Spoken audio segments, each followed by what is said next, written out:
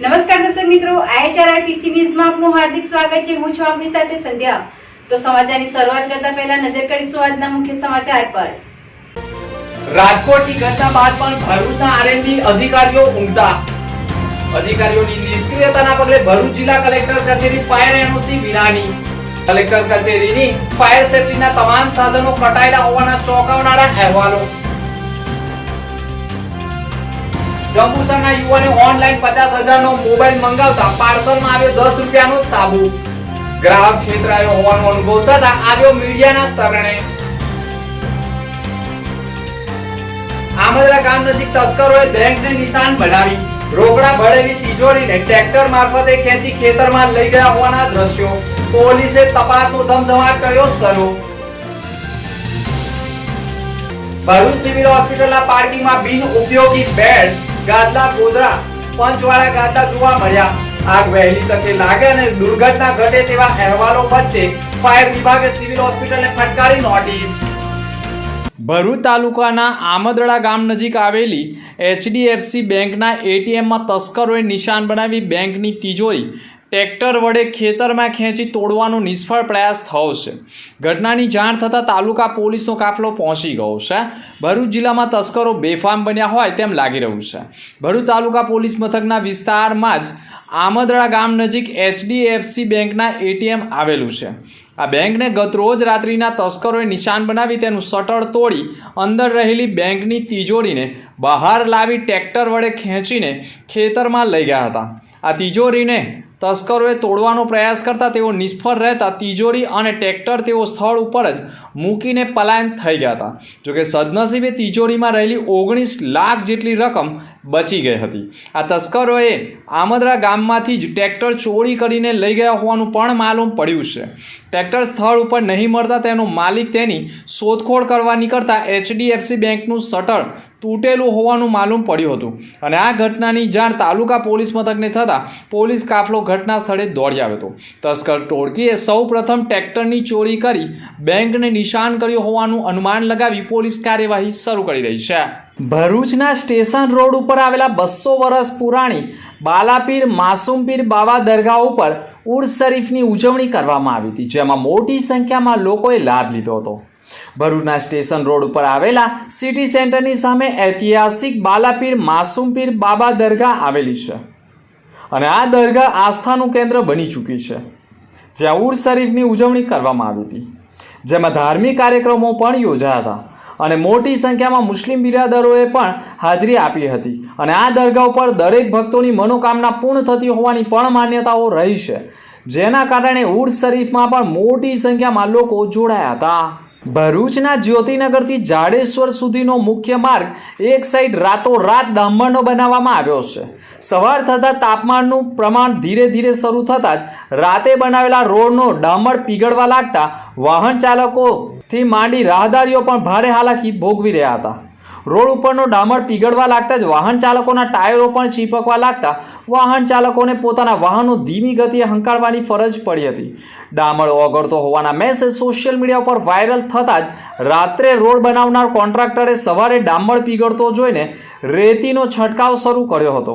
રેતીના છંટકાવના કારણે પણ વાહન ચાલકોને હાલાકી ભોગવવી પડી હતી અને રોડ ઉપરના વિવિધ વેપારીઓને પણ રેતીની ડમરી ઉડવાના કારણે માલ સામાનને પણ નુકસાન થતું હોવાની ફરિયાદો ઉઠી હતી। મક્તમપુર પાટિયાથી જાડેશ્વર સુધી રાતોરાત ડામરનો રોડ બની ગયામાં ગંભીર બેદરકારી સામે આવી છે। રોડ પર કોન્ટ્રાક્ટર દ્વારા સરખું કાર્પેટિંગ ન કરવાથી રોડ પીગળવા માંડ્યો છે। આ રોડ પીગળવાના કારણે ડામર ગાડીના ટાયરો પર ચોટે છે, જે નુકસાની છે, તેમજ અકસ્માત થવાનો ટુ વ્હીલરનો મોટો ભય સતાવી રહેલો છે। તદુપરાંત આ રોડ ડામર પીગળીને રોડની સાઈડ પર આવવાથી રાહદારીઓને ચાલવાનું પણ મુશ્કેલ બન્યું છે। આ માટે આરએનબી વિભાગને જે તંત્ર હોય એ લોકો આની પર ધ્યાન આપી તાત્કાલિક આનું રિપેરિંગ કામ કરાવે અને કાર્પેટિંગનું કામ કરાવે, તેમજ એની ગુણવત્તાને રોડની તપાસે એ જ માંગ। ભરૂચ તાલુકાના જૂના તવડા ગામે અલગ અલગ ગોત્રના આહિર પરિવાર દ્વારા તેઓના કુળદેવી માતાજીના મંદિરે 5 દેવી મંદિરનું નિર્માણ કરવામાં આવ્યું છે. આ મંદિરને 11 વર્ષ પૂર્ણ થતાં 11મો પાટોત્સવ ભવ્ય ઉજવાયો છે.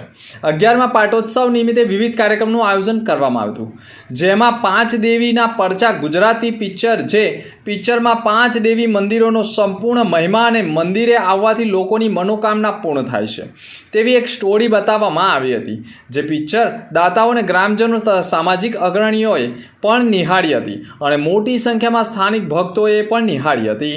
ભરૂચ જિલ્લાના ઝઘડા તાલુકાના સારસા ગામેથી રાજપારડી સુધી માર્ગ ઉપર પડેલા ખાડાને લઈ વાહન ચાલકો પરેશાન થયા છે. આ માર્ગ ઉપર ડામર રોડની લેયર નીકળી જતા માર્ગ ઉપર ગાડીઓ પડી ગયેલ છે, જે ઓવર સ્પીડમાં આવતા વાહન ચાલકોને પણ માલુમ નહીં પડતા અનેક વખત અકસ્માત સર્જાય છે તેવું સ્થાનિકો કહી રહ્યા છે. કેટલીક જગ્યાએ તો મોટા ખાડા પડી ગયા છે, જેથી વાહન ચાલકોને અકસ્માતનો ભય સતાવી રહ્યો છે. તાકીદે આ માર્ગ ઉપર સમારકામ કરવામાં આવે તેવી માંગ કરવામાં આવી છે.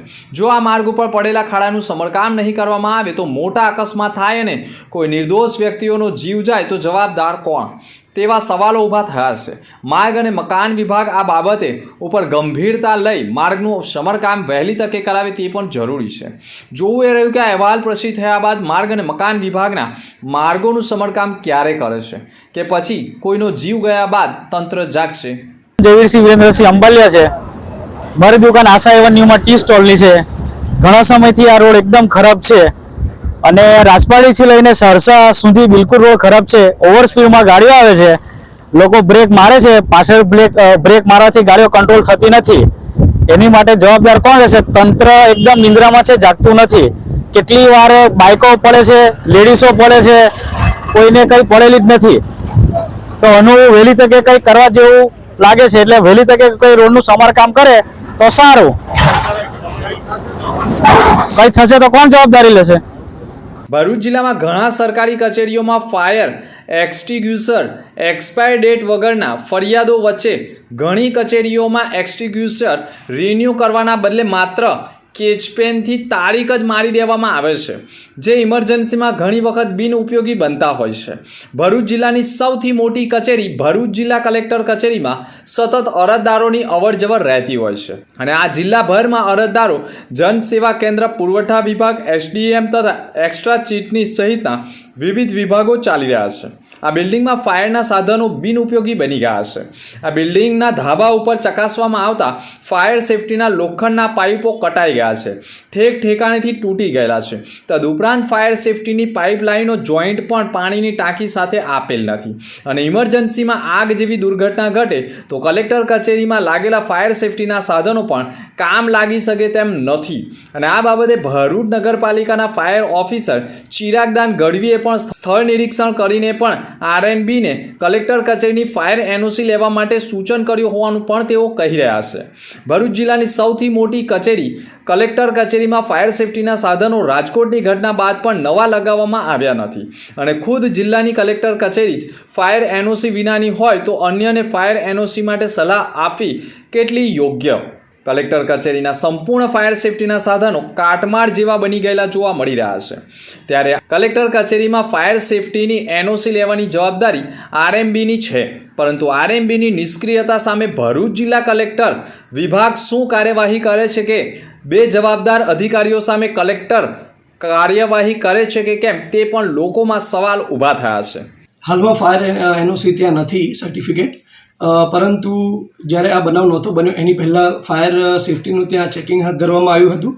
ત્યાંના જે પણ અધિકારીઓ છે તેઓને જાણ કરવામાં આવી હતી અને ત્યાંથી અમને પણ સૂચના મળી છે કે અમારા દ્વારા જે પૂર્તતા કરવાની છે તેમજ ફાયર સેફટી સિસ્ટમમાં જે પણ ત્યાં ક્ષતિ છે તેઓએ દૂર કરવા માટે તેને કાર્યવાહી હાથ ધરી છે. ભરૂચ કલેક્ટર કચેરીના ચાર માળમાં ફાયર સેફટીને લઈને સવાલ ઊભા થયા છે. પાણીની ટાંકી સાથે કોઈ કનેક્શન જોઈન્ટ નથી, એવા દ્રશ્યો જોવા મળ્યા છે. શું માનો છો તમે? જે પણ ત્યાં ક્ષતિ છે તે અમારા દ્વારા જણાવવામાં આવી છે, તેમજ તેમના દ્વારા એજન્સી સાથે મળી અને તેને કરવા માટેની કાર્યવાહી પણ હાથ ધરી છે. આપણા નગરપાલિકા ફાયર વિભાગ તરફથી કેટલી વાર કલેક્ટરને નોટિસ આપવામાં આવી છે? કચેરીને નોટિસ નથી આપવામાં આવી, તેઓને ઓરલી જાણ કરવામાં આવી છે. અન્ય કોઈ એપાર્ટમેન્ટ હોય તો એને સીલ કરવામાં આવે છે, તો કેમ આ બાબતે સરકારી કચેરીઓમાં નહીં? જેમ ઉપરથી સૂચના આવશે આગળથી જે 15 મીટરનો નિયમ છે તેના અનુસંધાને જે પણ આગળની કાર્યવાહી અમારા ઉચ્ચ અધિકારીઓ તરફથી અમને જણાવવામાં આવશે તેમ કાર્યવાહી કરવામાં આવશે.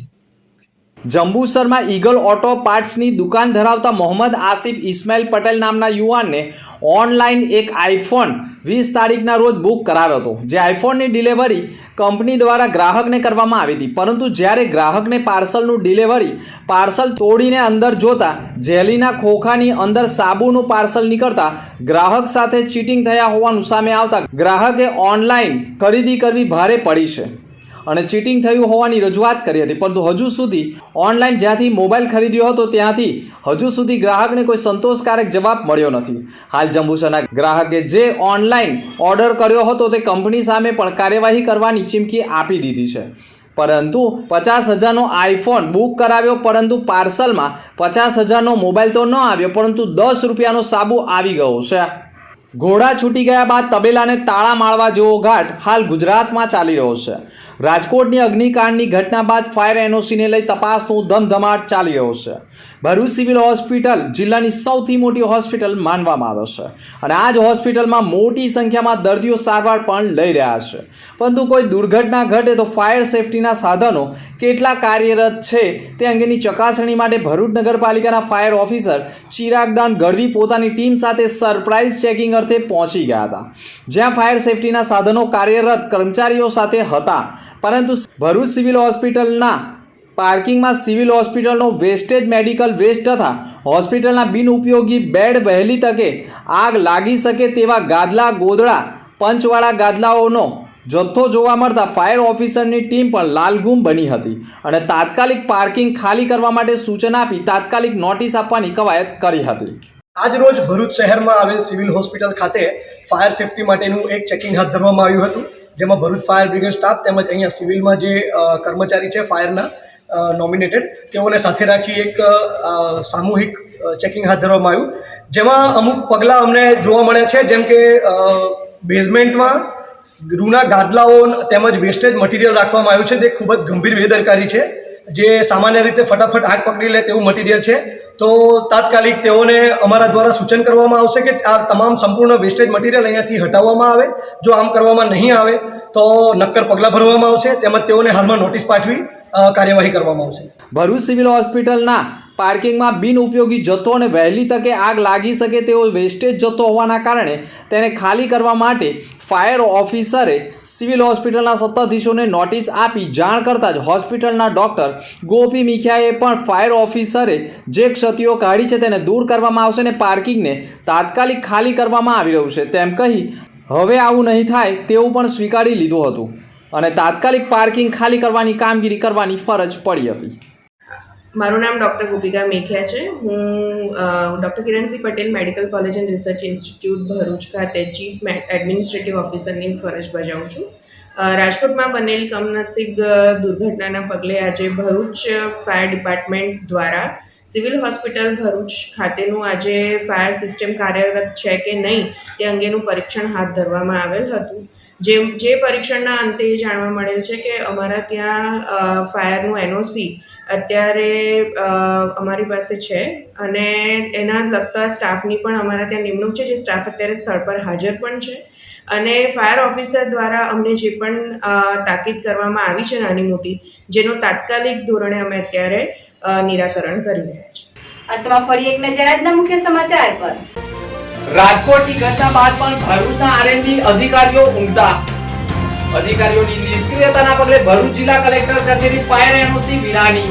કલેક્ટર કચેરીની ફાયર સેફટીના તમામ સાધનો કટાયેલા હોવાના ચોંકાવનારા અહેવાલો. જંબુસરના યુવાને ઓનલાઈન 50,000નો મોબાઈલ મંગાવતા પાર્સલમાં આવ્યો 10 રૂપિયાનો સાબુ. ગ્રાહક છેતરાયો હોવાનો અનુભવ થતા આવ્યો મીડિયાના શરણે. આમદરા ગામ નજીક તસ્કરોએ બેંકને નિશાન બનાવી રોકડા ભરેલી તિજોરીને ટ્રેક્ટર મારફતે ખેંચી ખેતરમાં લઈ ગયા હોવાના દ્રશ્યો. પોલીસે તપાસનો ધમધમાટ કર્યો શરૂ. ભરૂચ સિવિલ હોસ્પિટલના પાર્કિંગમાં બિનઉપયોગી બેડ, ગાદલા, ગોદડા, સ્પંજવાળા ગાદલા જોવા મળ્યા. આગ વહેલી તકે લાગે અને દુર્ઘટના ઘટે તેવા અહેવાલો વચ્ચે ફાયર વિભાગે સિવિલ હોસ્પિટલને ફટકારી નોટિસ. તો હતા અત્યાર સુધીના સમાચાર. નવા સમાચાર સાથે ફરી મળીશું. નમસ્કાર.